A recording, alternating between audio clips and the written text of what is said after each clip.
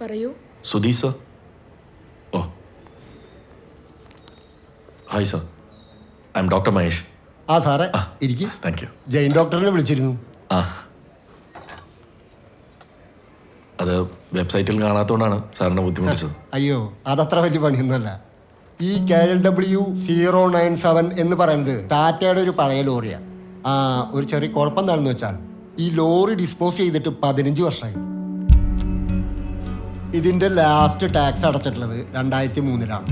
അത്രയും പഴയ വണ്ടി ആയതുകൊണ്ടാണ് ഇതിൻ്റെ ഡാറ്റ വെബ്സൈറ്റിൽ അപ്ഡേറ്റ് ചെയ്യാത്തത്. ഈ ലോറി ആരുടെ പേരിലാണ്? ഓണറുടെ അഡ്രസ്സും ഡീറ്റെയിൽസ് അതിലുണ്ട്. ഇനി എന്തെങ്കിലും ആവശ്യമുണ്ടെങ്കിൽ വിളിച്ചാൽ മതി. Thank you. ശരി. സൂക്ഷിച്ചോടെ വീഴും. എന്തായി തനുവിന്റെ അഡ്മിഷൻ? നോക്കുന്നുണ്ട്. നമ്മള് വില്ലയിലെ കുറച്ച് കുട്ടികൾ പോണ സ്കൂളില് വിടാന്ന് ആലോചിക്കണേ. അതാവുമ്പോ കമ്പനി ഉണ്ടാവുമല്ലോ. ഭവൻസ് ആണോ? അഡ്രസ് കിട്ടിയ സ്ഥിതിക്ക് അവിടം വരെ ചെന്നൊന്ന് അന്വേഷിക്കണമെന്നാണ് എൻ്റെ ഒപ്പീനിയൻ. വെറുതെ എന്തിനാ? അതെ, നിങ്ങൾ ഈ സർജൻസിന്റെ കുഴപ്പം എന്താണെന്ന് വെച്ചാൽ എല്ലാത്തിനെയും ഒരു സർജിക്കൽ അപ്രോച്ചോടെ മാത്രമേ കാണുള്ളൂ. പക്ഷേ ഇഗ്നോർ ചെയ്താൽ തലേന്ന് പോകുന്ന പ്രശ്നമാണെങ്കിൽ എന്തിനാ അത് വെറുതെ കീറി മുറിച്ച് പരിശോധിക്കണം. ഇത്രയും അൺയൂഷ്വൽ ആയിട്ടുള്ളൊരു കാര്യം ജീവിതത്തിലുണ്ടായാൽ ആർക്കെങ്കിലും അത് ഇഗ്നോർ ചെയ്യാൻ പറ്റുമോ? ഡോക്ടറിന് പറ്റുമോ? ഇത് ഇഗ്നോർ ചെയ്യുന്നതിന്റെ കാര്യമല്ല ഡോക്ടർ. ദ ഫാക്ട് ഈസ്, എന്നെ തട്ടിയെന്ന് പറയുന്ന ഈ ലോറിയുടെ നമ്പർ ശരിയാവുന്നത് വരെ ഞാൻ മാനിപ്പുലേറ്റ് ചെയ്ത ഒരു ഫാന്റസി സ്റ്റോറി ആയിട്ടാണ് നിങ്ങൾ എല്ലാവരും ഇതിനെ കണ്ടിട്ടുള്ളത്. ശ്വേത അത് എന്നോട് തുറന്നു പറയുകയും ചെയ്തതാ. അയ്യോ, അത് ഞാൻ ആ സെൻസിലല്ല പറഞ്ഞത്. അത് വിടും. 15 വർഷം മുമ്പ് പൊളിച്ച ലോറി ഇന്നലെ വന്ന് തട്ടിന്നുള്ളതിന്റെ ഫാന്റസി പാട്ട് നമുക്ക് വിടാം. അത് ആരെങ്കിലും ആ നമ്പർ വെച്ച് ഫേക്ക് ചെയ്താണെങ്കിലോ? ആവാം. പക്ഷെ അതൊക്കെ അറിയണമെങ്കിൽ ആ ലോറി ഡ്രൈവറെ ഒന്ന് നേരിട്ട് ഒന്ന് കാണണം. ഡോക്ടർ നാളെ ഒന്ന് അയാളെ ചെന്ന് കാണും. എന്നിട്ട് നടന്ന കാര്യങ്ങളൊക്കെ ഒന്ന് പറ. അയാളുടെ എക്സ്പ്ലനേഷൻ ഒന്ന് കേക്ക്. എന്നിട്ട് തീരുമാനിച്ചാൽ പോരെ ഇഗ്നോർ ചെയ്യണോ വേണ്ടയോ എന്നൊക്കെ.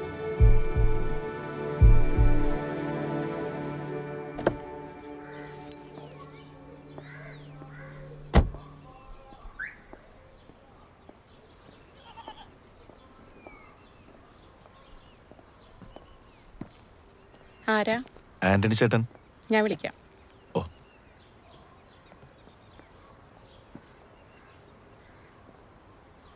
ആരാ?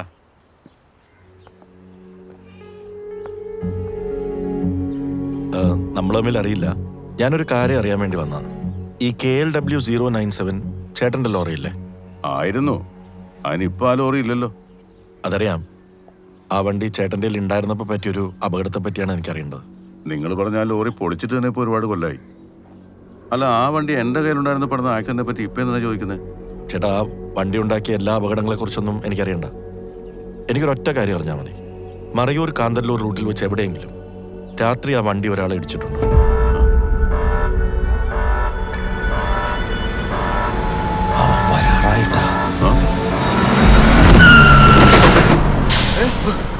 നോക്കണേ.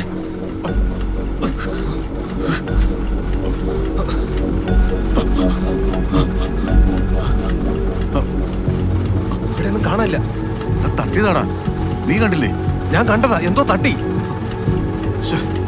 അവൻ പറഞ്ഞ പോലെ തന്നെ സംഭവിച്ചല്ലോ. എന്നിട്ട് ആളെവിടെ?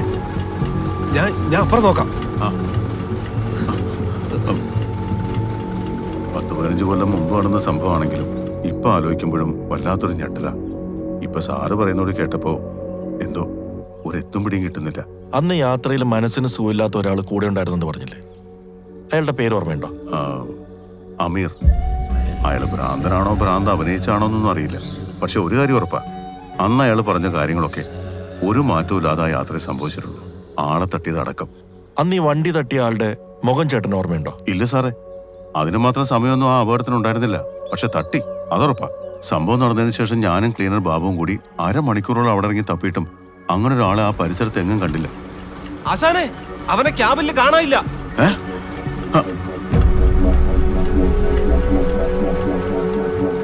ഈ അമീറിനെ പറ്റി ചേട്ടന് വേറെ എന്തെങ്കിലും ഓർത്തെടുക്കാൻ കഴിയുന്നുണ്ടോ? അയാൾ വളരെ കുറച്ച് മാത്രമേ അന്ന് സംസാരിച്ചിട്ടുള്ളൂ. അന്ന് അയാൾ ഏതോ കൊച്ചു ത്രേസ്യ ടീച്ചറിന്റെ ക്ലാസ്സിൽ വെച്ചാണ് ഓർമ്മ നഷ്ടപ്പെട്ടെന്ന കാര്യം പറഞ്ഞിരുന്നു.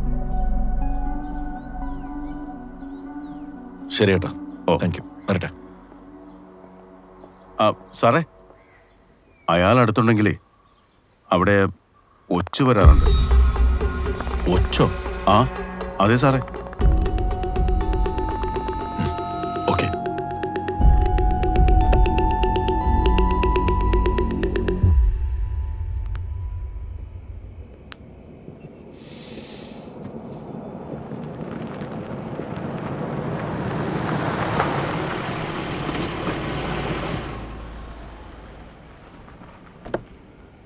അയാളെ കണ്ടിട്ട് വരുന്ന വഴിയാണോ? അല്ല, ഞാൻ വീട്ടിൽ കയറിയിട്ടാണ് വരുന്നത്. അയാളെ കണ്ടിട്ട് ഒരു എക്സ്പ്ലനേഷൻ ഞാൻ പ്രതീക്ഷിച്ചത് ഹൊറർ മൂഡാണ്. ഇതിപ്പോ ഹോളിവുഡ് പടം പോലെ ടൈം ട്രാവൽ ആക്കി കളഞ്ഞില്ലേ? ഹൊററായിരുന്നു വല്ല മന്ത്രവാദിയും പോയി കാണായിരുന്നു. ഇതിപ്പോൾ എന്ത് ചെയ്യുമെന്നാ കൺഫ്യൂഷൻ. ഞാൻ ആക്ച്വലി ഡോക്ടറെ കാണണമെന്ന് പറഞ്ഞത് അങ്ങനെ ഒരു റെഫറൻസ് തരാനാണ്. ഒരു റിയൽ ലൈഫ് സംഭവം. ഞാൻ കഴിഞ്ഞതിന് മുമ്പത്തെ വർഷം SMH ഹോസ്പിറ്റലിലായിരുന്നപ്പോൾ ഉണ്ടായൊരു സംഭവമാണ്. അവിടുത്തെ സീനിയർ സർജൻ മധു ഡോക്ടർ ഒരു കേസ് അറ്റൻഡ് ചെയ്തുകൊണ്ടിരുന്നപ്പോൾ നടന്ന കാര്യം. എന്തായിരുന്നു കേസ്? കോളിസിസ്റ്റക്ടമി ആയിരുന്നു കേസ്. പേഷ്യൻ്റ് ആണെങ്കിൽ ഒരു 24-25 ഇയേഴ്സ് പ്രായമുള്ള പെൺകുട്ടിയും. സർജറിക്ക് മുമ്പുള്ള പ്രീ എക്സാമിനേഷൻസ് എല്ലാം കഴിഞ്ഞ് ആള് പെർഫെക്റ്റ് ഫിറ്റ് ആണെന്ന് മനസ്സിലാക്കിയിട്ട് ജിയെ കൊടുത്ത് ബെഡിൽ കിടത്തി. മിനിറ്റുകൾക്കുള്ളിൽ തന്നെ ECGയിലെ ഡ്രമാറ്റിക് ആയിട്ടുള്ള വേരിയേഷൻസ് കണ്ടു. എല്ലാവരും പാനിക്കായിപ്പോയി. പിന്നെ കുറേ നേരത്തെ എഫേർട്സിന് ശേഷം ആള് സ്റ്റേബിളായി. എന്നിട്ട് സർജറി ഞങ്ങൾ അബോട്ട് ചെയ്തു. റിക്കവറി ഏരിയയിൽ വെച്ച് കോൺഷ്യസ് ആയ ഈ പെൺകുട്ടി പറഞ്ഞതാണ് ഹൈലൈറ്റ്.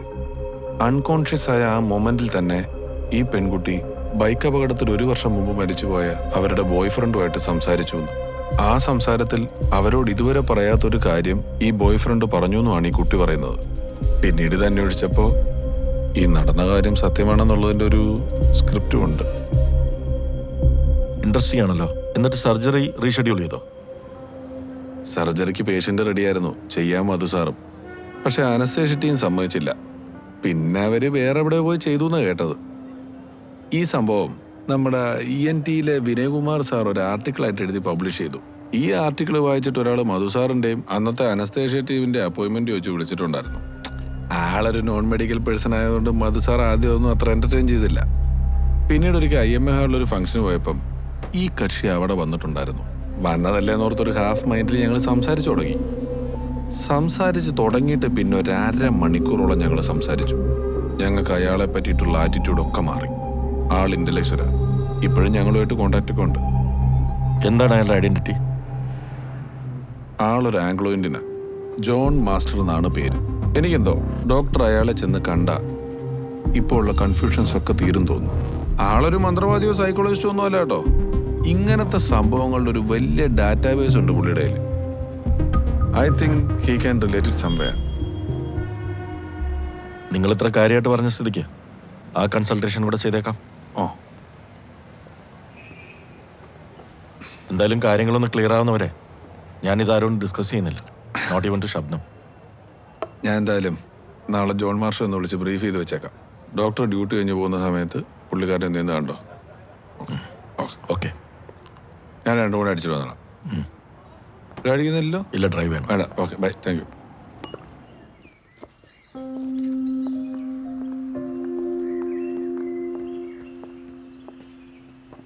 ജോൺ മാസ്റ്റർ ഉണ്ടോ?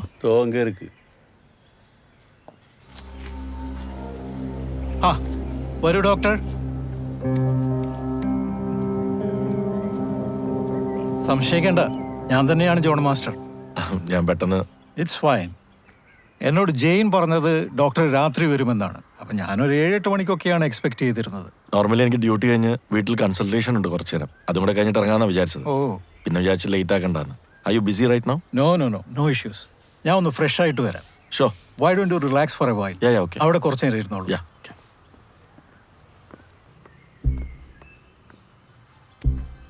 Can you believe it, doctor? It's not a real plant. It's a well-made artificial one. Oh, is it? It's beautiful.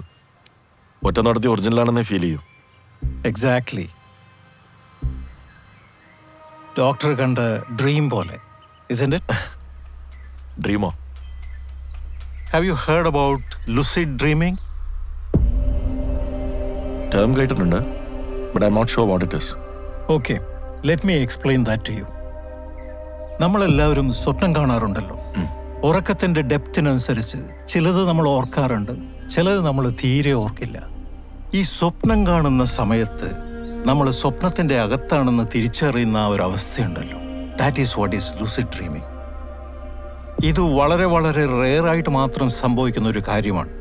പക്ഷെ അങ്ങനെ സംഭവിച്ചാൽ, like if you realise that you are dreaming when you are within A dream, then you can completely control that dream.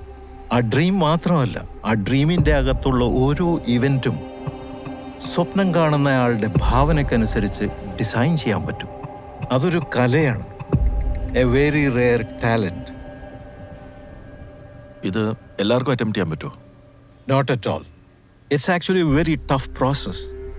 C, നമ്മൾ ദിവസേന കാണുന്ന സ്വപ്നങ്ങൾ മുഴുവൻ ഡേറ്റൊക്കെ വെച്ച് ഒരു ഡയറി പോലെ എഴുതി വെക്കുകയാണെങ്കിൽ, after A certain time, may be after A couple of months, ആ എഴുതി വെച്ച ഡ്രീം ജേണലിലൂടെ മുഴുവൻ നമ്മൾ പോയി കഴിഞ്ഞാൽ നമുക്ക് മനസ്സിലാവും നമ്മുടെ സ്വപ്നങ്ങളിൽ ചില പ്രത്യേക സ്ഥലങ്ങളും ചില പ്രത്യേക ആൾക്കാരും ഇടയ്ക്കിടെ റിപ്പീറ്റഡായി കയറി വരുന്നുണ്ടെന്ന്. ആ കോമൺ പോയിന്റ്സിനെ നമ്മൾ ഡ്രീം സയൻസ് എന്ന് പറയും.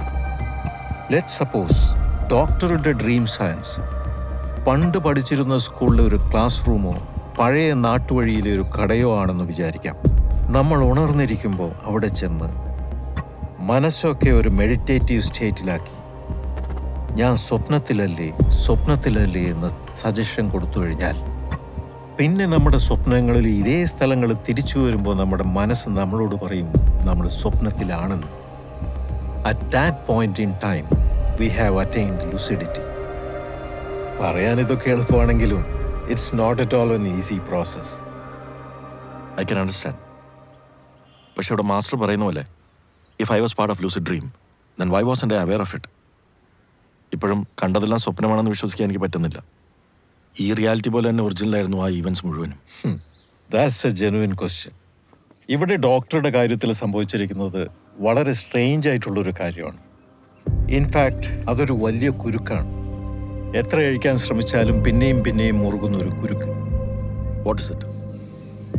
നിങ്ങളുടെ സ്റ്റോറി മുഴുവൻ കേട്ടിടത്തോളം what I understand is, doctor ചെന്ന് പെട്ടിരിക്കുന്നത് ഡോക്ടറുടെ ഡ്രീമിലല്ല. ഏതോ ഒരു കാലഘട്ടത്തിൽ ഏതോ രണ്ടുപേര് ഷെയർ ചെയ്തൊരു ഡ്രീം സ്പേസിലേക്ക് ക്ഷണിക്കപ്പെടാതെ അതിഥിയായി ചെന്നെത്തിയതാണ് നിങ്ങൾ. So you are part of that dream, but that was not your dream.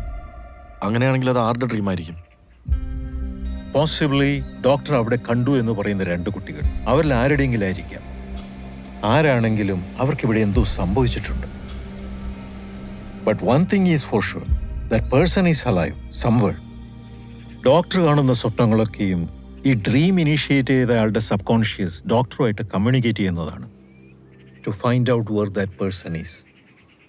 The question is why me? അതിനുള്ള ഉത്തരം ആ ഡ്രീമിൽ നിന്ന് തന്നെ കിട്ടുള്ളൂ. ആദ്യം ഡോക്ടർ ഡ്രീമിൽ കണ്ട ആൾക്കാർ ആരാണെന്നും അവരുടെ ഇപ്പോഴത്തെ ഐഡന്റിറ്റി എന്താണെന്നും കണ്ടുപിടിക്കണം. അങ്ങനെ ഒരു അന്വേഷണം നടത്താനുള്ള വല്ല ലീഡും ഡോക്ടറുടെ കയ്യിൽ ഇപ്പോഴുണ്ടോ? അമീർ, അങ്ങനെ ഒരു ഇൻപുട്ട് മാത്രമാണ് എൻ്റെ ഉള്ളത്. You should work on it. It could be very useful. I do that master. Thank you. Doctor, ഈ ഡ്രീം ആര് ഇനീഷ്യേറ്റ് ചെയ്താണെങ്കിലും ആ ആളുടെ ലക്ഷ്യം പൂർത്തിയാകുന്നതുവരെ you will experience recurring episodes of dreams. So beware of your dreams. ഷോ.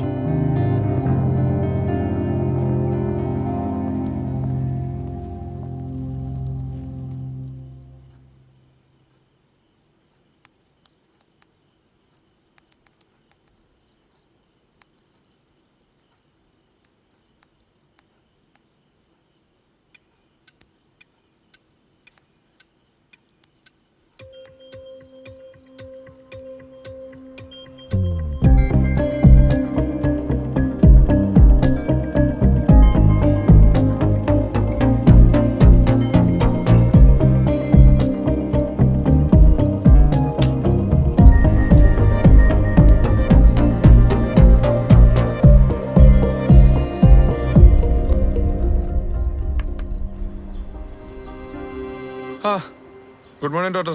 Good morning. Good morning. പറ, എന്താ ഇന്നലെ? ഓ, it was a very good meeting. അതിൻ്റെ താങ്ക്സ് ഒരു ഓസ്ട്രേലിയൻ ദ്രാവകത്തിൻ്റെ രൂപത്തിൽ ഞാനങ്ങ് കൊടുത്തു വിട്ടേക്കാം. എന്തായാലും ഇന്നലെ ആളെ ഇഷ്ടപ്പെട്ടല്ലോ, വലിയ കാര്യം. ഞാൻ വേറൊരു കാര്യം കൂടെ പറയാനാണ് വിളിച്ചത്. ഞാനൊരു ജേണിക്ക് പോവാണ് ഡോക്ടർ. എൻ്റെ വണ്ടി എടുക്കുന്നില്ല. എനിക്ക് ഡോക്ടറുടെ ബുള്ളറ്റ് ഒരു വീക്കിലേക്ക് കിട്ടിയ വലിയ ഉപകാരമായിരുന്നു. ഓ, അപ്പൊ ഇൻവെസ്റ്റിഗേഷൻ ഒക്കെ തുടങ്ങി അല്ലേ?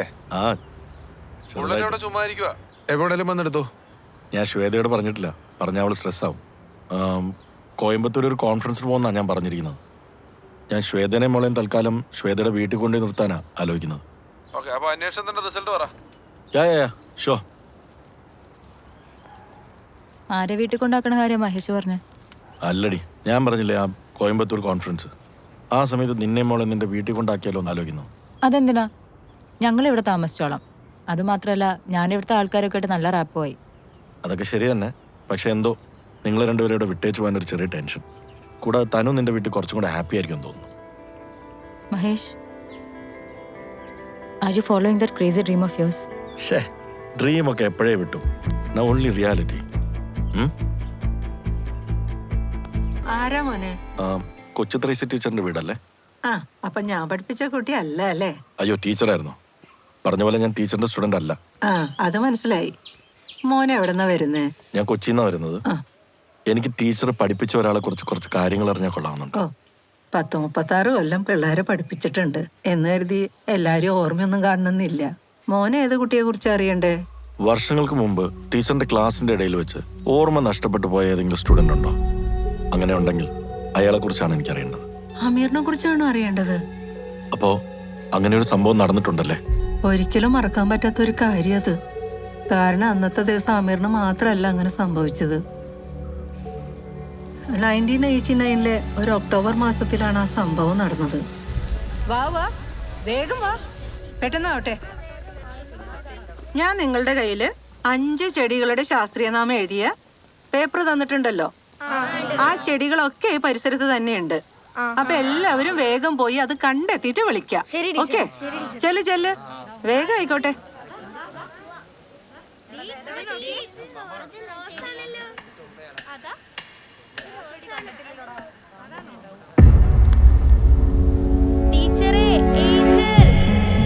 ഏഞ്ചൽ ആദ്യം തലചുറ്റി വീണപ്പോ അസംബ്ലി സമയത്ത് വെയിലത്ത് കുട്ടികൾ തലചുറ്റി വീഴാറുണ്ട്, അങ്ങനെയാണെന്നാ ഞാൻ കരുതിയത്. പക്ഷെ അത് കഴിഞ്ഞ് പെട്ടെന്ന് അമീറും തല കറങ്ങി വീണപ്പോ എല്ലാരും പേടിച്ചു. കാരണം ആ കുട്ടിയുടെ തല പൊട്ടി ചോര ഒലിക്കുന്നുണ്ടായിരുന്നു. അതെങ്ങനെ സംഭവിച്ചു? പെട്ടെന്ന് തല ചുറ്റി വീണപ്പോ എന്തിലെങ്കിലും ചെന്ന് തലയിടിച്ചതാവാനേ സാധ്യതയുള്ളൂ. എന്തായാലും ആ 2 കുട്ടികൾക്ക് പെട്ടെന്ന് തന്നെ ബോധം തിരിച്ചു കിട്ടി. ഏഞ്ചലിന് കുഴപ്പമൊന്നും ഉണ്ടായിരുന്നില്ല.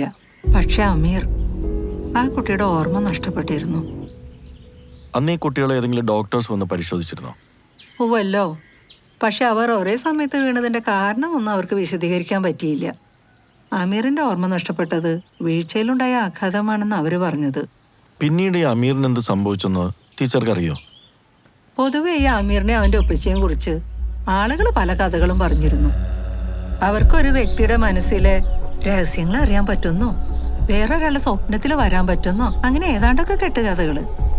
എന്തായാലും ഈ സംഭവത്തിന് ശേഷം ഏഞ്ചലിന്റെ പപ്പ എസ്റ്റേറ്റ് തൊഴിലാളികളെ കൂട്ടി വന്ന് അവരെ അടിച്ചോടിച്ചൊന്ന് അറിഞ്ഞ്. ഏഞ്ചല് പിന്നെ അതിനുശേഷം സ്കൂളിൽ പഠിക്കാൻ വന്നിട്ടില്ല. ആമിറിനെ കുറിച്ച് ഒരറിവും പിന്നീട് ഉണ്ടായിട്ടില്ല. ഈ ഏഞ്ചലിനെ പറ്റി കൂടുതൽ എന്തെങ്കിലും അറിയാൻ പറ്റുമോ സ്കൂളിൽ അന്വേഷിച്ചാ? ഓ, അതിന് വലിയ ബുദ്ധിമുട്ടില്ല. ആ കുട്ടി എസ്റ്റേറ്റ് മാനേജർ ജോസഫിന്റെ മകളായിരുന്നു. അപ്പൊ അവിടെ പോയ ലാസ്റ്റ് സർവീസിലിരുന്ന സമയം അറിയാൻ പറ്റും. മോൻ അത് എളുപ്പമായിരിക്കും. Thank you teacher, thank you so much. അല്ല, ഈ അമീറിനെ പറ്റി ആദ്യമായിട്ട് ഒരാൾ അന്വേഷിച്ചു വരുന്നത്. മോൻ ശരിക്കും ആരാ? അമീറിന് ഏറ്റവും വേണ്ടപ്പെട്ട ഒരാളാ. പിന്നീട് ഒരിക്കൽ പറയാൻ ടീച്ചർ. Thank you.